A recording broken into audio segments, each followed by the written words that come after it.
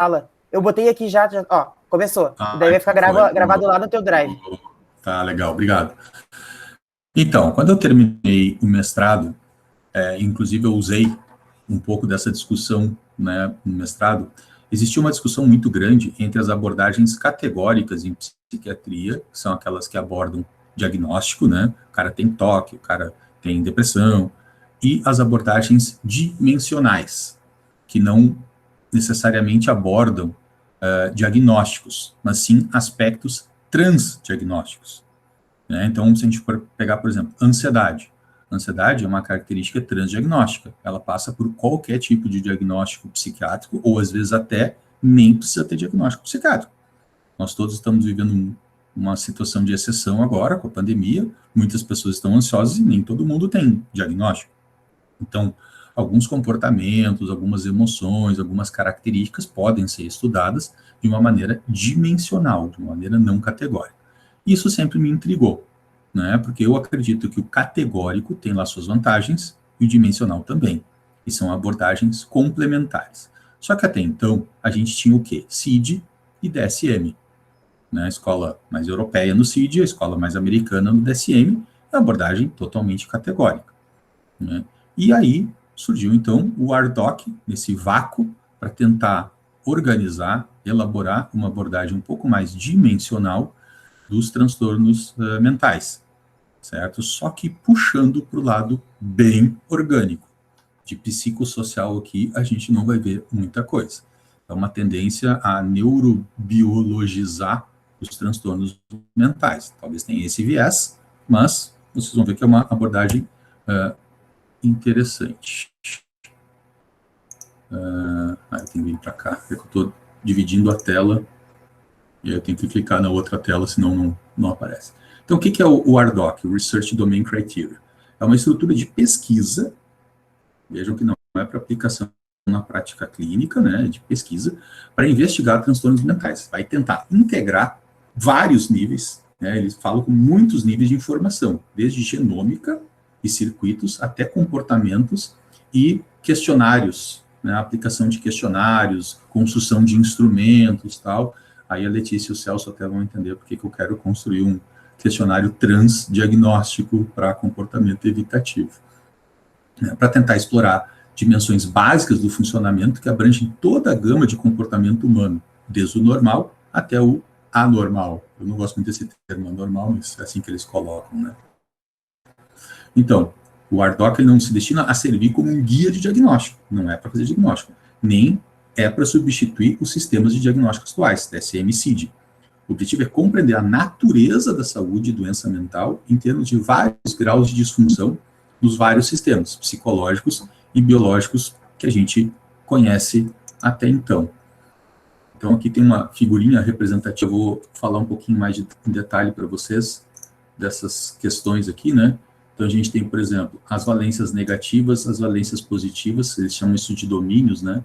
Os sistemas cognitivos, processamento social,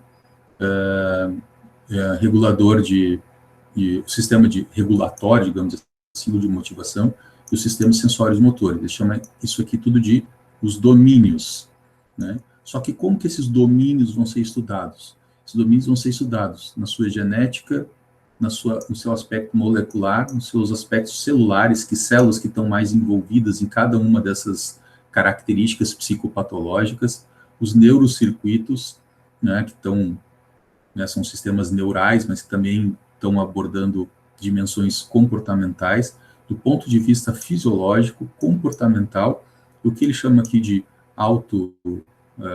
autorrelato, self-report, são instrumentos, questionários que podem nos ajudar a identificar esses fenômenos, a medir esses fenômenos. A ideia é que a gente consiga mensurar fenômenos, vamos botar assim, comportamentais e cognitivos, para a gente poder fazer uma associação um pouco mais neurobiológica. Isso tudo levando em conta a influência do ambiente em que a gente vive, né, e das características de neurodesenvolvimento. Ou seja, o ambiente interagindo com o nosso cérebro é o que a gente é. Nós somos resultados dessa interação entre o nosso cérebro, né, e o nosso ambiente onde a gente está vivenciando. Então, o RDoC, na realidade, né, como vocês vão ver em alguns congressos e tal, vai ser uma estratégia de pesquisa que vai ser implementada como uma matriz de elementos. Eu vou mostrar para vocês um exemplo do que eles chamam de matriz de elementos, né? Ela é uma questão, é uma estrutura dinâmica, ou seja, o site do Ardoc, né, eu botei lá na capa da apresentação lá, que é como se fosse uma enciclopédia, só que uma enciclopédia digital. Eu não sei se vocês se lembram como funcionava uma enciclopédia, mas quando a gente assina, a gente não compra uma enciclopédia, a gente assina uma enciclopédia, né, periodicamente a gente recebia fascículos para atualizar os fascículos antigos. Então tinha lá um fascículo sobre toque, né, a enciclopédia bonitinha guardada na estante, o ano que vem chegava um novo fascículo com atualizações, eu jogava o fascículo antigo fora e substituía isso na minha enciclopédia. Então, o Ardoc, ele vai ter essa característica de estar constantemente sendo atualizado de acordo com as evidências que estão sendo geradas. Por isso que é uma estrutura dinâmica, né?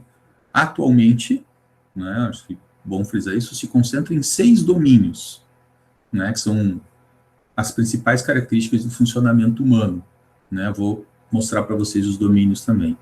Em cada domínio, ele vai ter construtos, são elementos comportamentais, né, que eles chamam de construtos, que vão compreender diferentes aspectos dentro daquele domínio, né? Então, os construtos vão ser, ou são estudados, né, ao longo de um período de funcionamento de normal a anormal, o entendimento de cada um está situado e é afetado por contextos ambientais e do próprio desenvolvimento do nosso cérebro. As medições desses construtos, né, pode ser feita por várias classes diferentes de variáveis, ou que eles chamam de unidades de análise. Ou seja, eu vou ter domínios, dentro desses domínios, que são grandes eixos, né, eu vou ter construtos, e esses construtos específicos é que vão ser avaliados do ponto de vista genético, molecular, celular, neurocircuital, comportamental e coisa e tal, certo? E de preferência que a gente consiga mensurar alguns desses construtos, né? Então, ela é uma matriz que foi projetada para evoluir de acordo com o que a gente está descobrindo. A ciência está evoluindo, o Ardoc está evoluindo. A primeira vez que eu vi a matriz do Ardoc, por exemplo, um dos domínios não existia, eram 5 domínios. Né? E ao longo de alguns anos, quando eu vi, surgiu um outro domínio aqui, porque os cientistas começaram a questionar e tiveram que criar, então, um outro domínio com construtos bem específicos, que foi mais da área motora, né?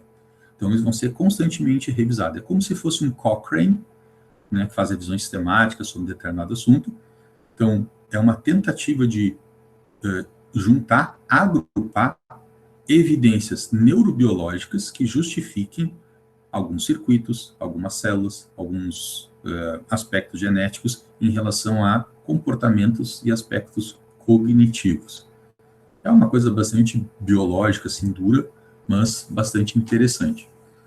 Então, o principal objetivo dele é fornecer informações, não é gerar informações, tá?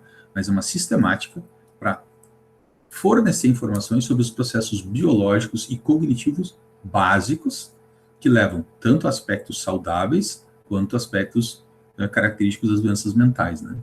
E que sejam amplamente concebidos, ou seja, eu tenho que ter evidência na literatura. As informações obtidas usando, então, o Ardoc, né, podem ajudar a informar a criação de ferramentas de triagem para transtornos mentais, assim bem como sistemas de diagnóstico e, quem sabe, até tratamentos. Não é uma iniciativa nova, né, ela é de 2009, ou seja, está lá fechando 11 anos agora, e é do National Institute of Mental Health. Eles até discutem no site lá do Ardoc, depois se vocês quiserem procurar, as vantagens e as desvantagens da abordagem categórica e da abordagem dimensional. Eu vou dizer para vocês de maneira bastante didática e resumida vantagem e papel de um, papel de outro. Para que serve a abordagem categórica? Vou pegar lá os critérios diagnósticos de toque do DSM e do CID. São muito parecidos.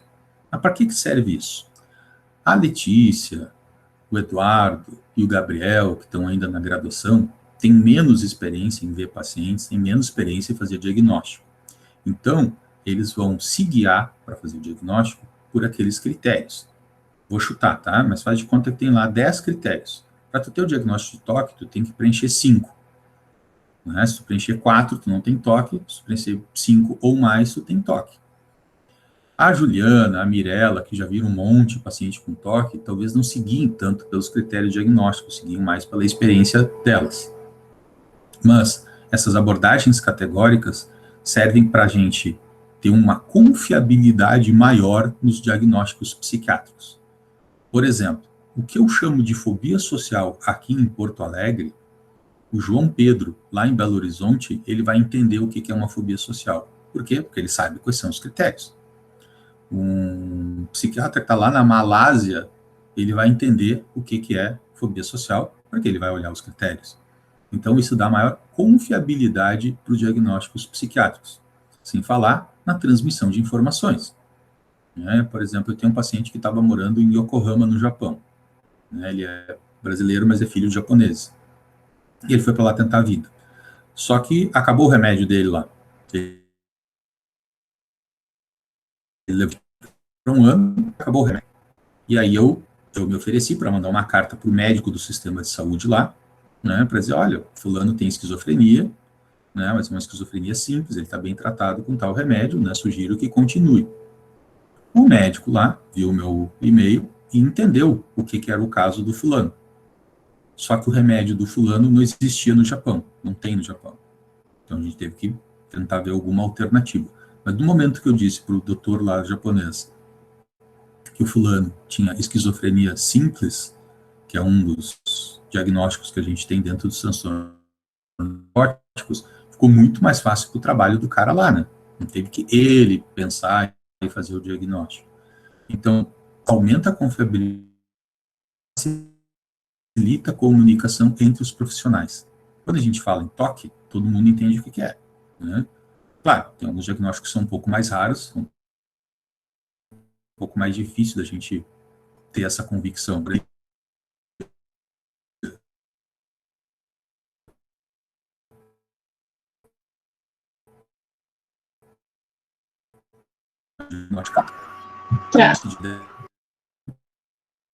Travou um pouco aqui também. Travou? Uma fadiga cruz sobre os diagnósticos possíveis. Não sei. Travou? Travou, mas voltou? Mas agora tu voltou. Travou, mas voltou? Isso aí, agora sim. Tá. Sim. Legal. Me avisem, porque senão eu não enxergo. Né? Então, além de aumentar a confiabilidade de diagnóstico, ainda facilita a comunicação entre os profissionais. Né? Para isso serve essa abordagem categórica que a gente chama tanto o DSM quanto o CID. Já a abordagem dimensional, ela serve para nos ajudar a diferenciar quando uma pessoa está doente e quando uma pessoa não está doente, e também nos ajuda a entender como que funciona determinada doença. Então, por exemplo, neste momento, todo mundo tem lavado muito mais as mãos por causa da pandemia. Né? Mas a partir de quando lavar as mãos deixa de ser normal, deixa de fazer sentido e passa a ser patológico. Isso é uma abordagem dimensional. Na abordagem dimensional, a gente vai ter várias características que são transdiagnósticas. Né? Tem muitas características que encaixam em todos os diagnósticos, mas ao mesmo tempo não são necessariamente patológicas. São características que todos temos. Que essa é uma das críticas da abordagem categórica, né? Por exemplo, os pacientes com toque, 90% dos pacientes com toque têm alguma comorbidade. Poxa, mas tem alguma coisa errada. O cara tem toque, tem depressão, tem fobia social, tem pânico, né? Tem alguma coisa que não está bem. Por quê? Porque, além dele ter toque, ele tem algumas características como ansiedade, sintomas depressivos, tal, que podem ser secundários ao toque, mas que preenchem características para outros transtornos, que a gente acaba fazendo o diagnóstico de comorbidade. Fala, Letícia. Eu fiquei pensando, então dá para dizer que a abordagem dimensional, ela considera o contexto em que a pessoa está inserida. Isso que tu falou, por exemplo, da pandemia. Então comportamento excessivo, né, de frequência de lavagem de mãos, ou preocupações com vírus, não necessariamente é psicopatológico, depende do contexto. Não, se você botar assim, por exemplo, vamos pegar assim, lavar mãos como uma característica dimensional. Lavar a mão é uma coisa patológica? Não. Não, sim, tá, Não, entendi. nunca é. Tá, num contexto pandêmico, aumentar a lavagem de mãos é uma coisa patológica? Não. Depende. Entendi. Então, assim, leva em consideração o contexto também. Na abordagem categórica, talvez não. Sim, sim, Talvez sim. essa expressão, tá lavando a mão exagerado, tem toque, ponto. Ah, mas espera aí, eu tô lavando a mão exagerado porque tem todo um contexto e tal. Então, eu acredito que a abordagem dimensional, ela explica mais o fenômeno, esmiuça mais o fenômeno, né? Mas a partir de quando que a gente trata ou não trata? Ah, bom, aí eu vou ter que usar a abordagem categórica para dizer se eu trato ou não trato. Entende? Eu estou lavando as mãos de modo exagerado, estou perdendo tempo, está interferindo na minha vida e está me fazendo sofrer. Ah, bom, então agora virou doença, agora tem que tratar. Então, na abordagem dimensional, a gente vai do 0 ao 100%, mas todo mundo tem. Sim. Por exemplo, obsessões, tá? Pensamentos intrusivos repetitivos. Eu tenho, mas é 0. 0 é vazio, né? Sim, Uma sim. pessoa que tem toque vai ter 50, 60, 70. A partir de quando isso vira patológico, isso Tá, uma doença entendi. Sim, sim, sim. que Tá, então a gente vai conseguir tratar, porque no categórico vai dizer que aquilo é algo isso. excessivo, disfuncional e que causa prejuízo no dia a dia da pessoa, tipo, nesse sentido. Perfeito. É como se o categórico fosse uma coisa com um ponto de corte, assim, né? A partir dali, o cara tá doente. Entende? Se tá doente, bom, merece algum tipo de tratamento, farmacológico, psicoterápico, enfim. No dimensional, não. Dimensional é uma coisa um pouco mais timeline, assim, um pouco mais contínua, né? Tem pessoas que às vezes lavam mais a mão, às vezes lavam menos a mão, mas vai oscilando para lá e para cá.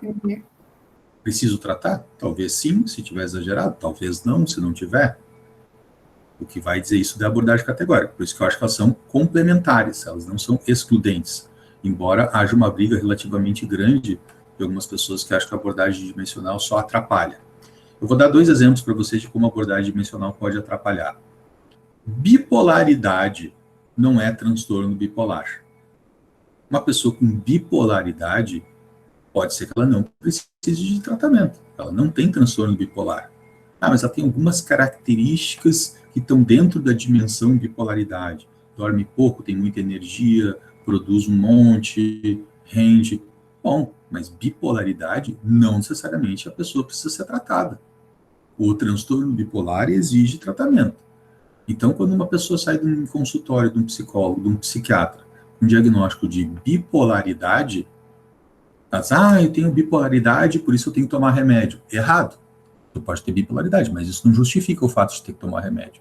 A medicação, ou sei lá, qualquer outra forma de psicoterapia, são para os transtornos. Então, vejo que a abordagem dimensional, ela pode dar uma certa confusão diagnóstica. Outro que está na moda é o déficit de atenção. O médico disse que eu tenho déficit de atenção, tenho que tomar Ritalina. Não, calma. Mas déficit de atenção, um deprimido tem, a pessoa com toque tem. Né? Várias pessoas podem ter déficit de atenção. Isso não quer dizer que seja transtorno de déficit de atenção com hiperatividade. Entende? Então, a abordagem dimensional pode gerar um pouco uma hipermedicalização de coisas que talvez não precisem ser tratadas. Uma pessoa que tem uma certa obsessividade, gosta de tudo organizado, tudo simétrico, bonitinho, se ela não está perdendo tempo, se não está interferindo na vida dela, se não está fazendo ela sofrer, para que ela vai ser tratada? Mas ele tem obsessividade. Entende? Então, a abordagem categórica, ela é mais fácil de nos orientar na necessidade de tratamento. A abordagem dimensional, ela nos explica o que está acontecendo, mas ela não nos ajuda a decidir o tratamento. Só se a coisa estiver muito grave, a ponto de virar um transtorno. Então, as duas abordagens, tanto a categórica quanto a abordagem dimensional, têm as suas vantagens e têm as suas desvantagens. A desvantagem da dimensional é gerar essa confusão. Você já deve ter ouvido várias pessoas dizendo que tem bipolaridade, por isso toma lítio. Opa, peraí, tem alguma coisa errada. Bipolaridade não justifica o uso de lítio.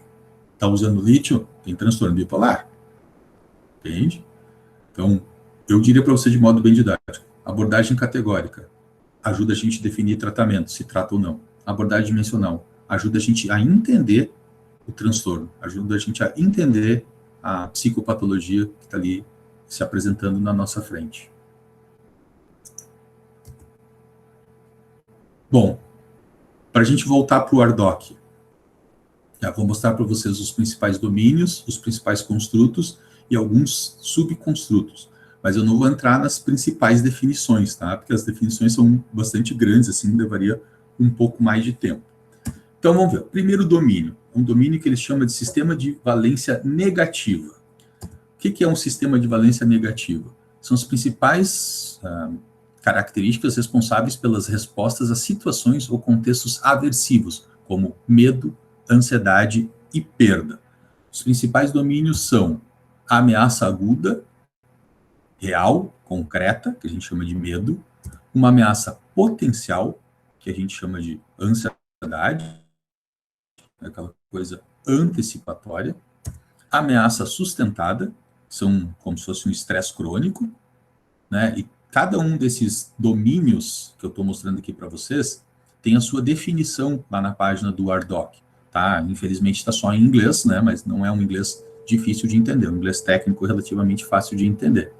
O que mais que a gente tem de domínios ainda dentro aqui da valência negativa? Perdas, luto, se vocês quiserem incluir o luto aí pode entrar, né? E ausência de recompensa ou o que eles chamam de frustrações. Né? Esses seriam os 5 principais domínios do que eles chamam de valência negativa. Frustrações, perdas, ansiedade e medo e, vamos botar assim, estresse sustentado, né? Ou ameaça sustentada. Vamos ver as valências positivas, então. Sistema de valência positivo. Sistemas de valência positivo são os principais responsáveis por respostas a situações ou contextos motivacionais positivos, como busca de recompensa, aí as pessoas já começam a pensar em dependência química, né? Comportamento consumador, que é consumar, realizar as coisas, né? Aprendizado de recompensa e até, em algumas maneiras, na formação de hábitos. Então, os principais domínios, o domínio é o sistema de valência positiva, o principal construto, um dos principais construtos, capacidade de resposta à recompensa. Vejam como isso é muito individual, como a genética que pode falar mais alto e o aprendizado de acordo com o convívio, né, com a educação também. Dentro dessa capacidade individual de resposta à recompensa, a gente tem os subconstrutos. Antecipação de recompensa, aquela coisa bem pavloviana, né? Escuta a sineta, já começa a babar, mas a comida nem chegou ainda, né? Resposta inicial à recompensa, como as pessoas reagem inicialmente à recompensa, e a saciação da recompensa. Então, né, falando aquela coisa bem de circuito do prazer, assim, né? Acho que entraria bastante aqui, especialmente em relação a situações de dependência química, por exemplo. A outra é a aprendizagem por recompensa, né? Então, construto seria aprendizagem por recompensa, e os subconstrutos, aprendizagem probabilística e por reforço. O pessoal da psico entende bem o que é reforço positivo, reforço negativo, né? E pode variar. Erro de previsão de recompensa e, às vezes, até hábitos. Algumas coisas se tornam hábitos, porque a recompensa pode ser, por exemplo, facilitar a nossa vida. Não precisa pensar no que eu estou fazendo, né?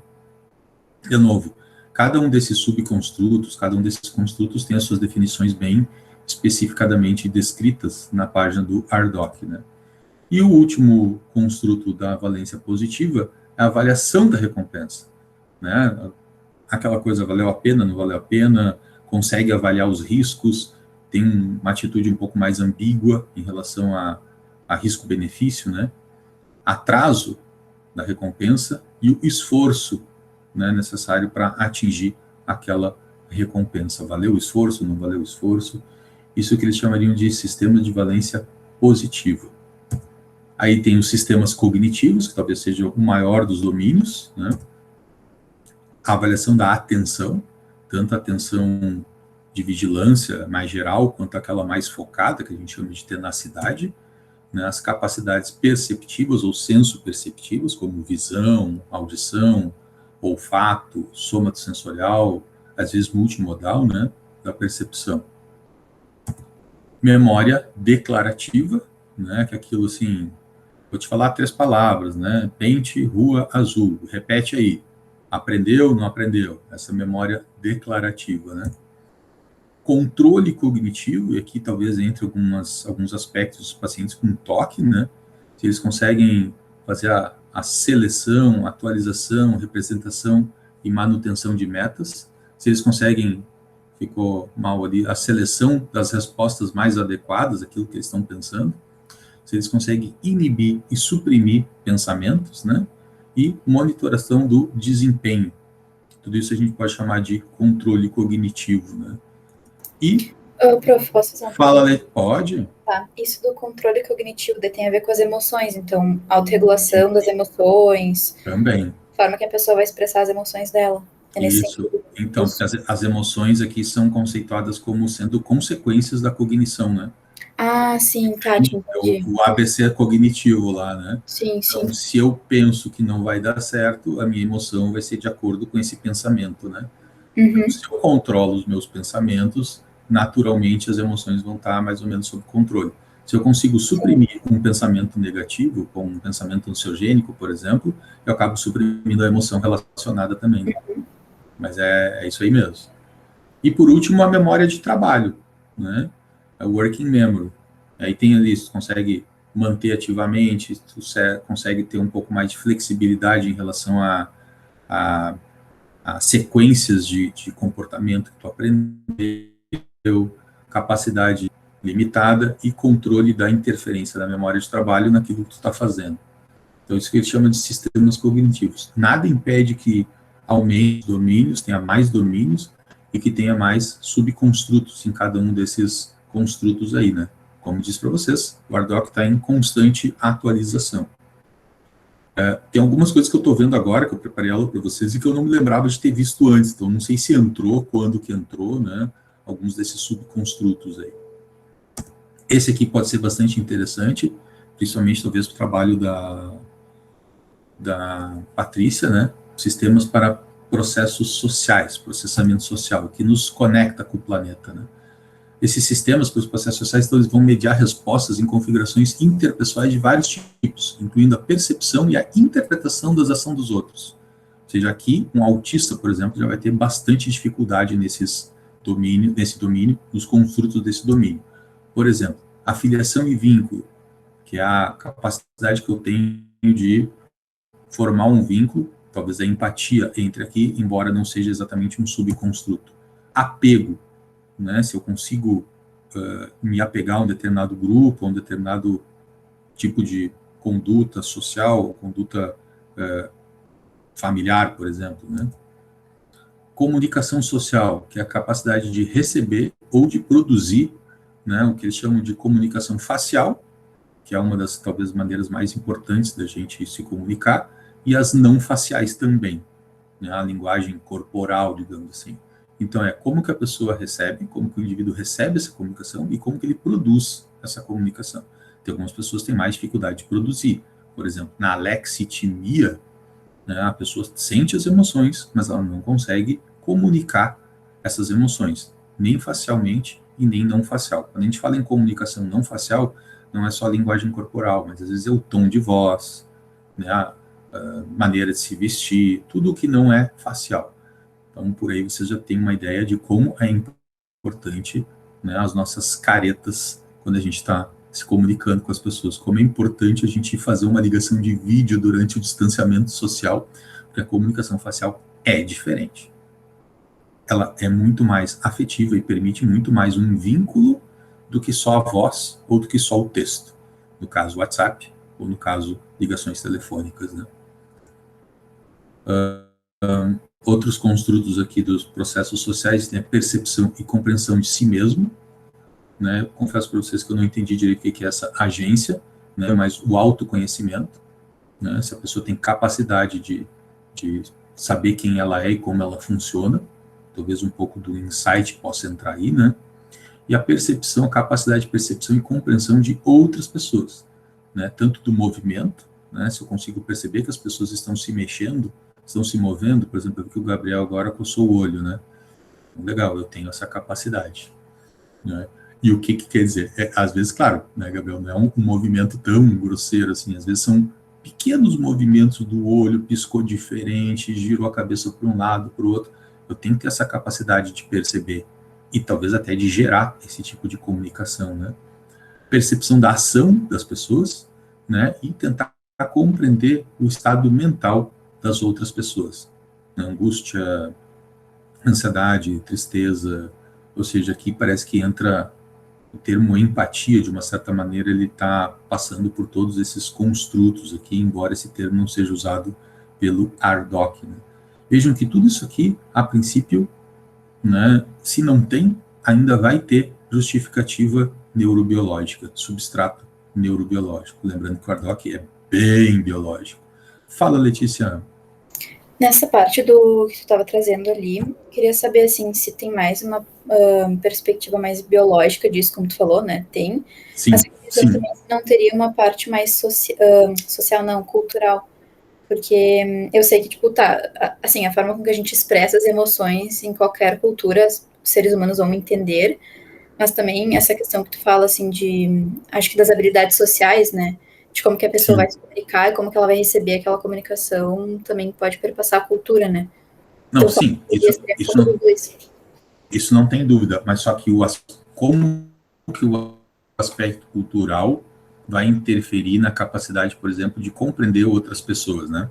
Algumas culturas vão incentivar mais, algumas culturas vão incentivar menos. E aí, que repercussão isso tem na neurobiologia dessa capacidade? Entende? Mas o Ardoc não propunha estudar essa influência ambiental. Eles querem saber assim, como que a cultura vai mudar lá tal circuito, tal genética. Isso é genético? Pode ser passado? Capacidade de comunicação é uma coisa, será que pode ser passada geneticamente? Isso é uma pergunta que o Ardoc gostaria de responder. Sim, te entendi. Os fatores ambientais interferindo em tudo isso aqui, né?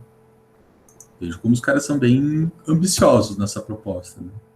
Sistema de excitação e regulagem, né, são responsáveis por gerar a ativação dos sistemas neurais conforme apropriado para vários contextos e fornecer a regulação homeostática adequada desse sistema como equilíbrio de energia e sono, né? Então aqui é uma coisa mais bicho, né, mais coisa de energia. Então, por exemplo, é uma situação super importante, eu tenho que estar acordado, e aí a gente fica um pouco mais ansioso e acaba ficando acordado. Ah, não, é uma aula chata, não me interessa, a gente já ativa outro sistema e já meio que começa a dormir antes mesmo da aula começar, né? Então, estou envolvendo mais com esse equilíbrio, talvez, de energia hormonal, né, que regula a excitação, né, a regulação da nossa excitação. Então, aqui, a motivação, daria para a gente traduzir, talvez, em vez de excitação, motivação, o quanto motivado ou não a gente fica por determinado aspecto, determinado momento, né? Ritmo circadiano, aquele negócio de uma regulação bem biológica do nosso relógio biológico, né? A gente, teoricamente, fica um pouco mais disposto pela manhã, vai passando o dia, a gente vai cansando, o cortisol vai baixando e tal. E regulação de sono e vigília, né? Ou seja, aqui talvez tenha uma coisa bem bicho, né? Por exemplo, na parte da excitação ali, né, como que a gente gerencia as energias que são ingeridas, né, pelos alimentos durante um dia, tal, né? Então tudo isso também influencia na maneira como a gente existe, como a gente interage. E por último, os sistemas sensório-motores, responsáveis pelo controle e execução dos nossos comportamentos motores e pelo refinamento durante a aprendizagem e desenvolvimento, né? Então, uma coisa é eu bater um pandeiro lá, bater mão no pandeiro, outra coisa é eu tocar violino, né? São comportamentos motores relativamente distintos, né? Um bem grosseiro, né? Bater lá num surdo, bater um tambor, e o outro requer requintes, né, de movimento para poder dar uma nota adequada no violino. Então, os principais construtos dos sistemas sensórios motores são aqueles que controlam as nossas ações motoras. A gente tem circuitos bem interessantes já documentados que regulam as ações motoras. Planejamento e seleção das ações. Quem já foi no neurologista já viu aquele exame de bota as mãos para o lado assim, e toca com a ponta do dedo na ponta do nariz, né? Aí fica tocando com a ponta do dedo, com a ponta do nariz de um lado e do outro, fica alternando. Isso requer um planejamento, porque tu tem que saber mais ou menos a distância em que a ponta do teu dedo está e o teu nariz, né? E que ações que a gente vai fazer, eu vou contrair determinada musculatura, vou distender outras musculaturas, isso acontece em frações de segundos. Né? Assim como a gente precisa ter toda uma dinâmica sensório-motor, uma conexão da nossa senso-percepção com a parte motora, senão daqui a pouco vocês estão forçando demais um ligamento, forçando demais um músculo, e a gente pode causar algum tipo de lesão. Quando a gente fala em senso-percepção, a gente pode estar falando esterocepção, que é a coisa mais de pele, a gente pode estar falando em propriocepção, que são questões mais articulares, de ligamentos, músculo, e a gente pode estar falando de interocepção, que são as questões mais viscerais, né, mais internas. Então, existe toda uma conexão entre o que a gente percebe, né, o nosso sensório, e a parte motora. A gente precisa também ter algum esquema cognitivo ou neurobiológico que inicie o movimento. Quando é a hora certa? O cálculo da distância que vocês têm que fazer para atravessar uma rua, vocês não têm ideia de como isso é complexo. Vai dar tempo para atravessar ou não vai dar tempo para atravessar? Está vindo o carro. A distância do carro permite que eu atravesse ou eu espero? Tanto que quando vocês são pequenininhos, né, pai e mãe não deixam vocês atravessar a rua sem estar de mão com eles. Hoje, eu espero que todos já consigam atravessar a rua sem precisar dar mão para pai e mãe, né, porque a gente vai aprendendo quando que a gente começa aquele movimento. Às vezes a gente calcula errado e se dá mal. Né? Quando a gente está aprendendo a dirigir, acontece direto esse erro de cálculo. Quando que a gente para de fazer o movimento, né? Então, sei lá, a mosca parou no meu nariz. Eu tenho que tomar a iniciativa de começar o movimento. Eu preciso planejar a ação, executar a ação, e eu já comecei a ação, estou coçando o meu nariz. Mas em algum momento, eu preciso decidir quando que eu paro. Então, a minha capacidade senso-perceptiva, esteroceptiva aqui da pele, está me dizendo, Igor, já está coçando demais, já está até doendo. Eu tenho que parar. Eu vou lá e paro. Então, um circuito começa o movimento, um outro circuito para o movimento. Não é o mesmo circuito que liga e desliga, são circuitos diferentes, porque existem fatores motivadores diferentes para começar e para parar um determinado movimento. Se a gente tem noção, se a gente tem percepção, propriedade do que a gente está mexendo, né? Por exemplo, agora que o Gabriel é o único que eu estou vendo aqui com a câmera aberta, eu vou usar ele de exemplo, coçou a cabeça ali, né? Ele teve propriedade que ele fez isso? Às vezes sim, às vezes não. Às vezes a gente se dá conta de um determinado movimento, às vezes é uma coisa tão automatizada que a gente nem percebe o que a gente fez, né? Mas na maior parte das vezes a gente consegue trazer isso para a nossa percepção, para a nossa consciência. A gente tem alguns hábitos, né, que simplesmente a gente faz porque de tanto fazer a gente já treinou tanto que acaba sendo muito fácil de fazer. E tem alguns padrões motores que são inatos, a gente já nasce com alguns padrões motores, como, por exemplo, caminhar. Né? Caminhar é uma coisa inata. Né? Dirigir não é uma coisa inata, a gente aprende, depois vira um hábito. Ninguém fica pensando se está apertando a embreagem, soltando o acelerador e vice-versa, encaixando a primeira, a segunda. Depois de um tempo, né, vira um comportamento quase automatizado. Mas ele não é inato, a gente não nasce com esse padrão motor. Enquanto que alguns outros padrões motores são inatos, né? Por exemplo, mamar, né? Sugar, é um padrão motor inato. O bebezinho ali não tem nem hora de vida ainda, tu bota ele na teta e ele sente o cheiro e começa a sugar. Ele sente o contato do mamilo com o lábio e sente o cheiro e pronto. Ó, dinâmica sensório-motora com padrões motores inatos, né? Dá para dar milhares de exemplos aqui, né?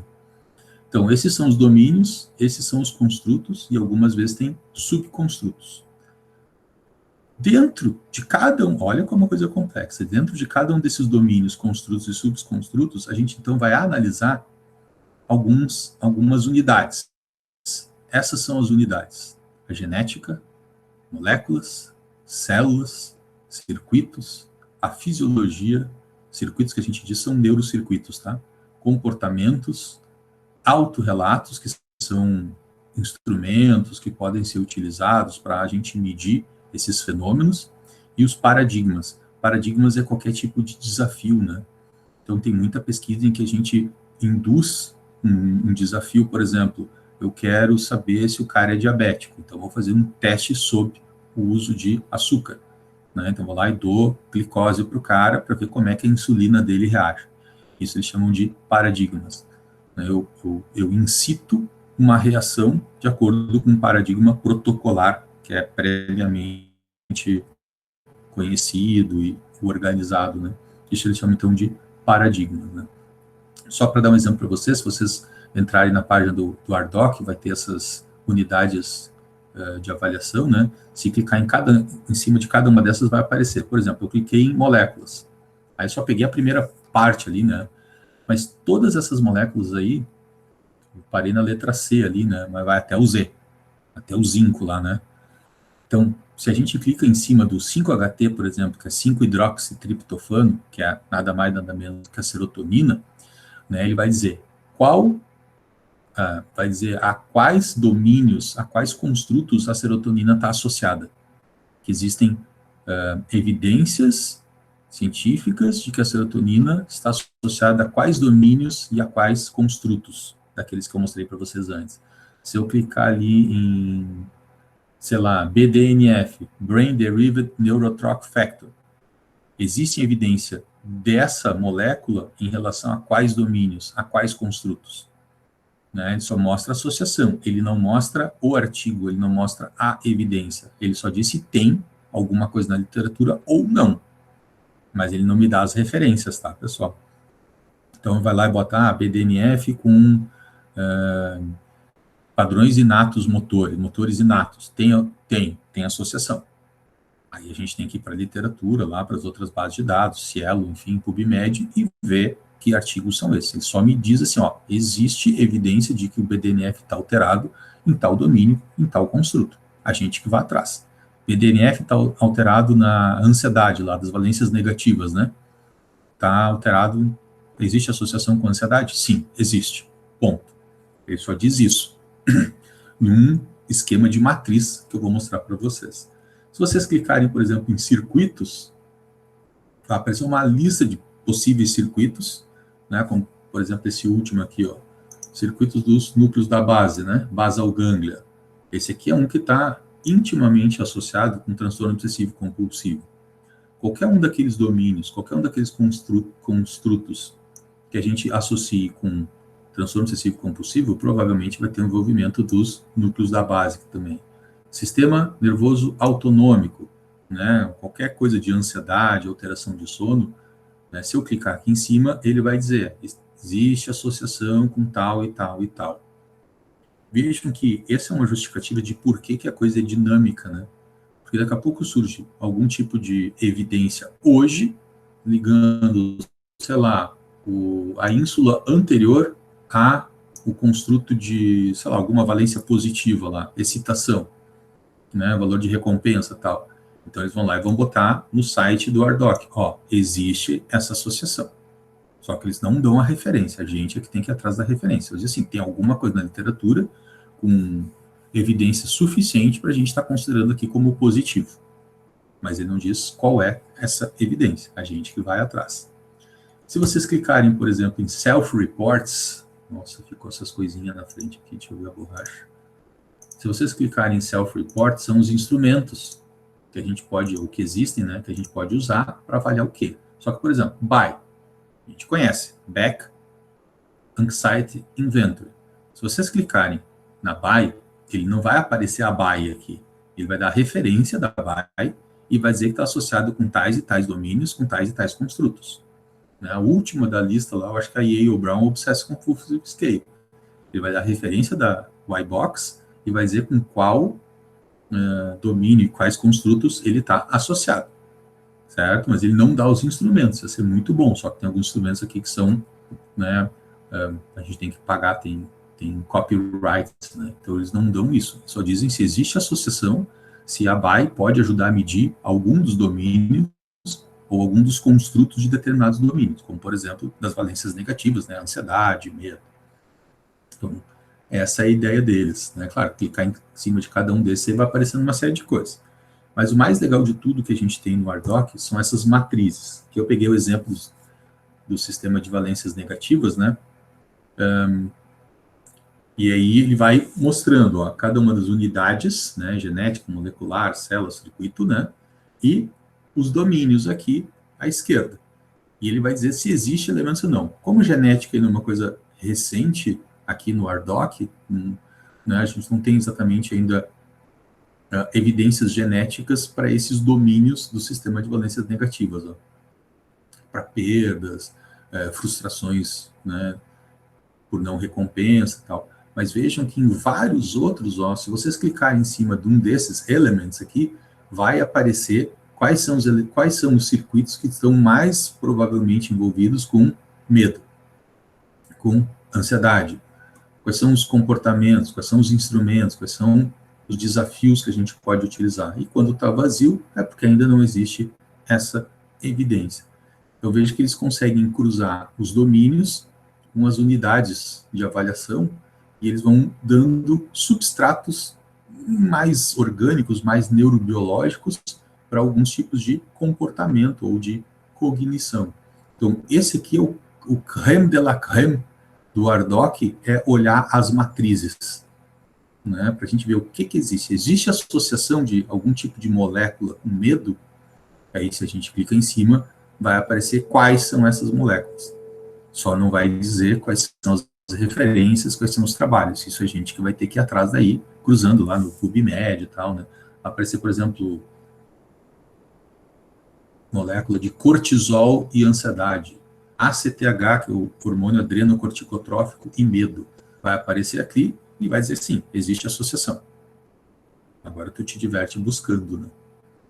Então, esse aqui é o crème de la crème do tal do RDoC, né?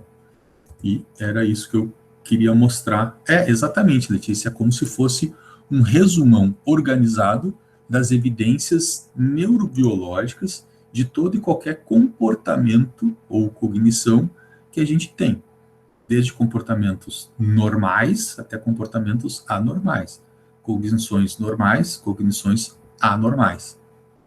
Então, seria como se fosse por isso que eu digo, tipo uma enciclopédia, né, tentando resumir o conhecimento que se tem de neurobiologia sobre o nosso jeito de ser, o nosso jeito de pensar e, consequentemente, o nosso jeito de sentir. Vejam que não tinha tristeza, não tinha depressão, não tinha nenhum tipo de emoção, a não ser a própria ansiedade, né? Mas é uma enciclopédia, é um resumão organizado de tudo que é associação possível neurobiológica com a maneira como a gente funciona, né? Então, se um dia vocês ouvirem alguma pesquisa, alguma coisa falar em RDoC, né? Espero que vocês consigam se lembrar assim, é aquele negócio lá de tentar biologizar de maneira dimensional tudo que a gente pensa, faz, sente, cheira, ouve, enxerga, principalmente do ponto de vista neurobiológico, assim, né? Fala, Mirella. Tu conseguiria dizer, assim, mais ou menos quais os domínios que tem no TOC, mais comum no TOC? Podemos tentar. Eu tenho que passar um por um aqui, page up, e tentar ir olhando. Isso é legal de fazer. Eu fiz um capítulo de livro inteirinho fazendo assim, um transtorno de controle de impulso. Por exemplo, medo. Isso é bem legal. Será que esse construto está associado, será, com toque? Eu acho que é mais potencial, é uma ameaça potencial, porque o pensamento é mágico, não é um pensamento, não é uma situação real, né? Medo é uma coisa um pouco mais real, uma ameaça aguda, concreta, enquanto que na ansiedade é uma coisa mais potencial, um pensamento de que pode acontecer alguma coisa. Então, sim, ele marcaria positivo. Isso a gente pode fazer até assim, né? Por exemplo, medo. Será que o paciente com toque tem medo? Olha, pode ser que sim. Vou botar uma cruzinha. Ansiedade eu vou botar 3. A gente ainda pode quantificar se a gente quiser, né? Pânico. Bom, pânico é uma mistura de medo com ansiedade. Eu botaria 3 nos dois. No toque eu já botaria mais 3 cruzinhas para ansiedade. É uma ameaça sustentada? Sim. Né? O toque é uma doença crônica e o pensamento está sempre ali, né, ameaçando. Então, talvez eu botaria umas 3 cruzinhas. Perda, luto, acho que pode ter, mas não é uma coisa frequente, né? Talvez eu botasse uma bolinha de 0. Frustração, ausência de recompensa, acho que eu botaria uma ou duas cruzinhas aqui, que o toque nunca está satisfeito, né? Está sempre frustrando. Alivia, mas frustra. Alivia, mas frustra. Então, o sistema de valência negativa, ele pontuaria. Né? Nas positivas, capacidade de resposta, antecipação da recompensa. Se a gente considerar o alívio como recompensa, talvez sim, né? Quando eu conseguir lavar minhas mãos, vai passar tudo. O cara fica o tempo inteiro pensando, esses diabos, eu tô dando aula aqui agora para vocês, eu não tô podendo ir lá lavar minhas mãos, mas quando acabar eu vou lá lavar minhas mãos, né? Talvez ele pontuasse umas 3 estrelinhas aqui. Resposta inicial à recompensa, de novo, tem que ver o que é recompensa no toque, o que é recompensa na depressão, o que é recompensa na fobia social. Às vezes é o lado bom, às vezes é o lado ruim. Se a gente for pensar aqui, por exemplo, na dependência química, né, a recompensa é ter a sensação da substância, né? Do álcool, da cocaína, então é diferente do alívio. Né? No caso dos ansiosos, o alívio às vezes é a recompensa, tanto do comportamento evitativo, como às vezes do comportamento ativo. Lavar as mãos, por exemplo, né? Saciação da recompensa, sacia, não sacia, quanto ele tem que fazer de novo, né? Então, dá para a gente ir encaixando e a gente tentando quantificar. Eu fiz um capítulo de livro inteirinho, assim, de transtorno de controle de impulso, né? Daí fiz para jogo patológico, depois fiz para tricotilomania, e fui tentando ver quais seriam os domínios mais comumente envolvidos e qual a intensidade do envolvimento desses domínios e desses construtos para cada um desses transtornos. É uma brincadeira legal de fazer. Né? Dá pra Bem legal, tem que ver até tudo compartilhado entre os transtornos, né? Dá, sim, tem muita... Compartilha. Então, justamente, então, essa é a ideia da abordagem dimensional, é transdiagnóstico, né? E, por exemplo, o trabalho da Juliana é se a gente tentar investigar a suicidalidade de uma maneira transdiagnóstica. A gente sabe que o suicídio independe do diagnóstico. Né? Se a gente for pensar em... ia ser legal, hein, Juliana? Pensar em suicidalidade de acordo com o Ardoc e fazer um artigo só sobre isso ia ser interessante, né? A antecipação da recompensa. Qual é a recompensa de um suicídio? É morrer? Ou é dar errada a tentativa, né? Complexo, né? Mas ia ser interessante, hein, Ju? Essa proposta da Mirella, a gente pegar assim, suicidalidade, a visão do Ardoc.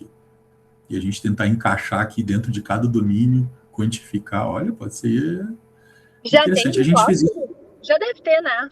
De toque tem, sim. O Leonardo Fontanelli fez uma Delphi Survey com a gente. Então ele deve falar isso no simpósio. 50, acho que não, ele vai falar outras coisas. 50 e poucas pessoas responderam no mundo todo quais eram os domínios e os construtos que eles achavam que eram mais associados a toque e tal. E, inclusive, os especialistas em toque acham que tem algumas coisas do toque que não encaixam aqui no Ardoc, falta coisa no Ardoc, né? Então, talvez o próprio artigo que a gente participou lá possa ajudar a melhorar um pouco o Ardoc no futuro, né? Mas essa é uma proposta interessante, Mirella, dá para brincar com a Juliana. Porque aí eu isso tentaria se vê fazer... bastante nos pacientes bipolar também, Igor, porque eles têm a questão do impulso, nos sintomas maníacos que ficam fazendo repetidamente as coisas, parece que liga um botão do toque às vezes e piora isso aí. Em alguns, né? Não em todos. É diferente, Então, na suicidalidade, assim, interessante de ver isso, né? Já que é uma abordagem dimensional, transdiagnóstica, tentar encaixar a suicidalidade aqui dentro e depois ir atrás para ver se tem evidências nessas matrizes aqui, se tem algum tipo de evidência. Por exemplo, a gente sabe que pacientes suicidas, eles têm, de uma certa maneira, menos controle do impulso, né? No suicídio, controlam menos o impulso, e por isso eles teriam algum tipo de alteração serotoninérgica. Talvez por déficit serotoninérgico eles não consigam controlar a impulsividade, vão lá e tentam. Então, isso é interessante, embora fosse dar um trabalho hercúleo, uma revisão sobre suicidalidade à luz do Ardoc. Já que a Ju não faz quase nada, né? Fica em casa só olhando Netflix, podia ser uma ideia interessante. Mais legal, né? Então, eu sugiro que... Deixa eu botar aqui de novo. Deixa eu botar aqui de novo, porque tem esse link, o sitezinho do Ardoc, né? que dá para entrar lá, e aí talvez esteja um pouquinho mais explicado. Está aqui o site, ó, é do National Institute of Mental Health, que é o mesmo instituto que amanhã eu vou ter uma reunião com o pessoal lá, que a gente não, né? O Eric Storch ganhou um grant deles para a gente colher a genética dos pacientes latinos com TOC e tal. Amanhã eu vou ter uma reunião com o pessoal lá para delimitar um pouquinho mais isso. Depois eu vou trazer essa informação para vocês aí, talvez role até uns troquinhos aí para quem participar do trabalho, da pesquisa, né? Essa notícia ainda é off-label, a notícia oficial vem amanhã, então não vou antecipar nada. Mas já antecipando, né? Vai ser assim, a gente vai ter que catar 2.500 pacientes com TOC em toda a América Latina, ou seja, não vai ser tudo brasileiro, tá? Nem sei quantos a gente vai conseguir catar no período aí de 5 anos. E desses pacientes com TOC, tem que fazer um monte de questionário, tarará, tarará, e ao mesmo tempo a gente vai ter que colher sangue e ou saliva, não sei direito. Se dos pacientes e também de 2 familiares. Se tiver pai e mãe, melhor, mas se tiver filho e tal, a gente chama de trios em genética, né? Então vai dar uma trabalheira bem grande, mas como tem um grant do NIH, tem uma chance de quem... que o Eduardo me entregou 3 apostilas, estão todas completas, direitinho, com a baba dos pacientes, sangue, sei lá, vai ganhar, sei lá, R$10. Alguma coisa do gênero. Acho que não vai ser 100, acho que vai ser mais de R$100, mas em todos os casos, né? A gente está acostumado a fazer pesquisa de graça, né? Passar tardes e noites. Eu sei disso. A gente já tem a gente vai entrar, Cris, como um adendo no projeto da Carol Cap, que já está aprovado na CONEP, né, que é a Comissão Nacional de Ética em Pesquisa. A gente vai entrar como um adendo, né? Só que provavelmente vou ter que passar no comitê de ética também, ali da fundação, né? Talvez até do presidente Vargas, para poder colher sangue dos pacientes e tal. Mas já está meio que pré-aprovado, é mais fácil de eles concordarem, né? Mas vamos ver. Amanhã eu tenho uma primeira reunião com o pessoal, o Leonardo Fontanelli vai estar, a Ceissa, a Carol Cap, tem uma guria da Bahia também, a Aline, né? E aí eu acho que semana que vem eu já consigo trazer alguma informação para vocês de como vai andar esse projeto. Mas, Ju, fica a ideia da Mirella aí, não é uma ideia ruim, hein? É uma ideia bem interessante de a gente tentar fazer uma revisão sobre os conceitos de suicidalidade à luz do ARDOC. Eu até vou ver, pessoal, se eu acho o capítulo do livro que eu escrevi, se eu tenho ele na versão Word, em algum lugar, em algum dos meus computadores, e eu mando para vocês verem como é que foi a minha linha de raciocínio, né? Mas é uma abordagem um pouquinho diferente do que a gente está acostumado a ver, né? Tanto faz o diagnóstico. O que interessa para a gente é tentar entender por que o cara usa cocaína, por que ele não consegue parar, né? Por que as pessoas compram pelo iFood e não conseguem parar de comer. Cookie do Foca, de doce de leite. Esquenta no micro-ondas e bota uma bola de dulce de leite tentação do Fredo em cima. 5.000 calorias. As melhores 5.000 calorias que tu vai comer. É bom pra O dedéu. Foca faturou no meu R1. Meu, Ele continua faturando, provavelmente, né? Mas eram 5 pedindo diariamente. uma bomba calórica, né? É muito bom aquilo, né? Então é isso, pessoal, que eu queria, pelo menos, mostrar para vocês terem uma noção do que é o diabo do ARDOC, porque em algum momento talvez vocês vão ouvir falar em algum congresso, alguma coisa, né? Daqui a pouco, já ouvi falar nesse negócio aí, deixa eu me lembrar o que é. Legal.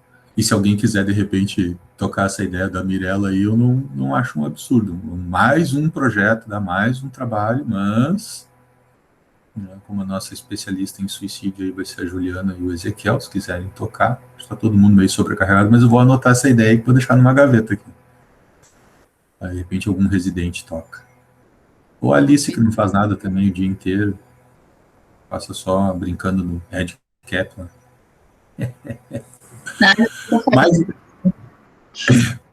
Mas uma dessas, Ju, se daqui a pouco a gente sentir que está muito difícil de colher dados, eu vou dizer que esse tipo de revisão daria um mestrado, que vai dar uma trabalheira do cão, mas guardamos como ideia. Legal. Eu vou mandar então para vocês o artigo do Dano. Eu tenho ele em algum lugar guardado. E aí a gente tenta, quem puder dar uma lida, tal. Não sei se alguém quer se voluntariar para tentar apresentar ele semana que vem, mas se não, todo mundo dá uma olhada e a gente vai, de repente, vendo junto. Eu não sei se... Eu não consegui interromper a gravação aqui.